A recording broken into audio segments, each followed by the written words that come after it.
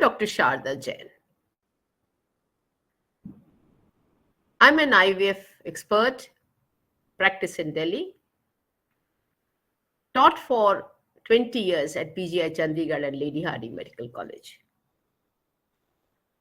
As a Secretary General of Delhi Gynecologist Forum, we run a top-rated course for gynecologists in infertility and IVF training.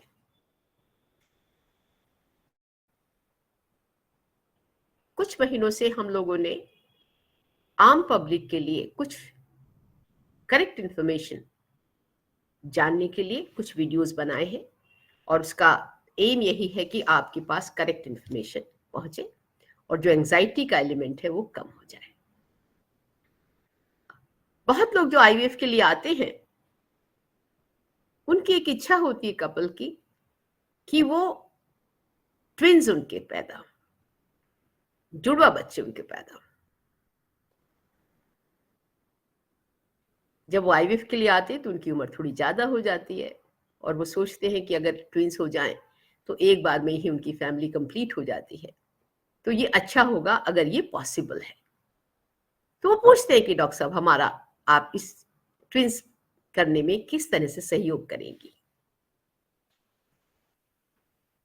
आम population में twins का जो incidence है वो 1% है। यहां पर आपको जानना बहुत जरूरी है, दो तरह के ट्विंस होते हैं। एक तो होते हैं आइडेंटिकल ट्विंस, इसमें दोनों ट्विंस की शक्ल एक जैसी होती है, उनका जेनेटिक मटेरियल भी मोरलेस एक ही जैसा होता है। एक होते नॉन आइडेंटिकल ट्विंस, उसमें लड़का लड़की भी हो सकते हैं, दोनों लड़कियां भी हो सकती हैं, दोनों लड़के भी हो सकते हैं, बट वो उनकी सूरत एक जैसी नहीं होती, तो जेनेटिक मटेरियल भी एक जैसा नहीं होता। नाउ डॉक्टर्स का इसमें बहुत ज्यादा रोल नहीं है, वो गारंटी नहीं दे सकते कि आपको ट्विंस ही होंगे। इनफर्टिलिटी में डॉक्टर्स 3 तरह के ट्रीटमेंट करते हैं। एक तो ओवुलेशन इंडक्शन के लिए कुछ एजेंट्स यूज करते हैं, जैसे कि क्लोमिफेन, लेट्रोजोल। इसमें 1 से ज्यादा अंडे भी बनते हैं, तो उससे क्या होता है कि जब 1 से 2 या 3 अंडे बनेंगे वो फर्टिलाइज भी होंगे, तो उसमें मल्टीपल प्रेगनेंसी के चांसेस बढ़ जाते हैं। पर ये इंसिडेंस खाली 2-3% से ज्यादा नहीं होता।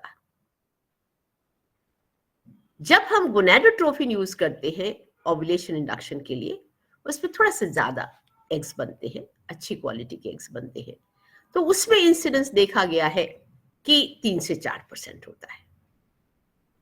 कई बार हम लोग आर्टिफिशियल असिस्टेड हैचिंग करते हैं, जबकि एग की जो वॉल है वो थिक हो जाती है। इसमें ये मशीन के द्वारा की जाती है और इसमें जो बाहरी लेयर जो थिक हो जाती है, इसमें देखा गया है कि ट्विंस का जो इंसिडेंस है वो 3 से 4% हो जाता है। नॉन आइडेंटिकल ट्विंस जो हैं वो एडवांसिंग एज के साथ भी हो सकते हैं। कुछ लोगों को फैमिली हिस्ट्री रहती है, उनके में भी नॉन आइडेंटिकल ट्विंस मिल सकते हैं, और मदर के साइड में अगर ऐसी हिस्ट्री हो, और देखा गया है कि इंक्रीजिंग वेट से भी ट्विन की टेंडेंसी, नॉन आइडेंटिकल ट्विंस की टेंडेंसी बन जाती है। मैं फिर कहूंगी कि इसमें ड्रग्स का थोड़ा सा रोल है, टेक्निक का थोड़ा सा रोल है, और आईवीएफ जब हम करते हैं तो आईवीएफ के अंदर बाहर के देशों में ये बहुत ही इंपॉर्टेंट है और बहुत जरूरी है कि एक ब्लास्टोसिस्ट ट्रांसफर करते हैं, गुड क्वालिटी की एक ब्लास्टोसिस्ट ट्रांसफर करते हैं। इसका मतलब एक हेल्दी बच्चा होना चाहिए। जब बार बार आईवीएफ फेल हो जाता है तो उसमें ये 2 ब्लास्टोसिस्ट को परमिट करते हैं।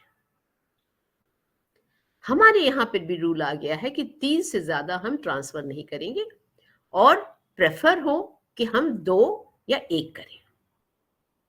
पर अभी गवर्नमेंट ने मैंडेट नहीं किया न्यू लॉ के अंदर। ना इन केसेस के अंदर आपकी चांसेस आईवीएफ सेंटर्स में 15% एक सेंटर में हो जाते हैं।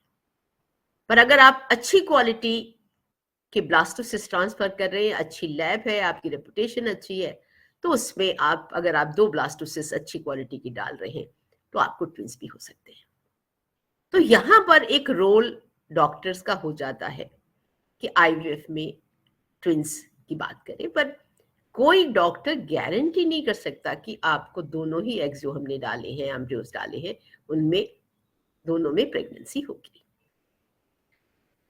नाउ यहां पर एक बात बताना चाहती हूं एज ए गायनेकोलॉजिस्ट के नाते और एज एक आईवीएफ एक्सपर्ट के नाते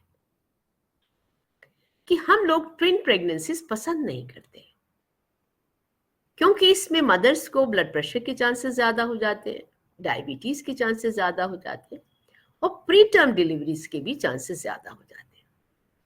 प्री टर्म डिलीवरी होगी तो प्री टर्म बच्चा आएगा, फिर उसको नर्सरी में रखा जाएगा और नर्सरी में रखेंगे तो ज्यादा कॉस्ट लगती है और ये प्री टर्म बच्चों को कई बार लॉन्ग टर्म सीक्वली रहते हैं। इसलिए ट्विंस एज सच गायनेकोलॉजिस्ट और पीडियाट्रिशियंस बहुत ज्यादा पसंद नहीं करते। ये सब आपको भी पता होना जरूरी है कि अगर बेबी हेल्दी होना चाहिए और मदर को उस प्रेगनेंसी के दौरान में कोई ऐसी कॉम्प्लिकेशंस नहीं होनी चाहिए जिससे कि उसको उसकी मॉर्बिडिटी और मॉर्टेलिटी बढ़ जाए। सो एक बात बिल्कुल क्लियर है कि मैंने ये सारी ऑप्शंस आपको बताई हैं कि कुछ दवा के कारण, कुछ प्रोसीजर के कारण और नंबर ऑफ एम्ब्रियोज ट्रांसफर करने के कारण आईवीएफ में ट्विंस के चांसेस ज्यादा हो जाते हैं। पर जो भी बाहर के देशेस हैं, अमेरिका हो, इंग्लैंड हो, यूरोपियन कंट्रीज हो, ऑस्ट्रेलिया हो, वहां पर एक ही ब्लास्टोसिस्ट ट्रांसफर करने का रिवाज बहुत सालों से हो गया है। आपको जो मैंने आपको जानकारी दी वो आपको अच्छी लगी होगी और अगर आपको पसंद आई होगी तो इस YouTube चैनल अगर आपने सब्सक्राइब नहीं किया है तो उसको सब्सक्राइब करें, लाइक करें और शेयर करें। धन्यवाद, आपने समय दिया और इस जानकारी को जाना।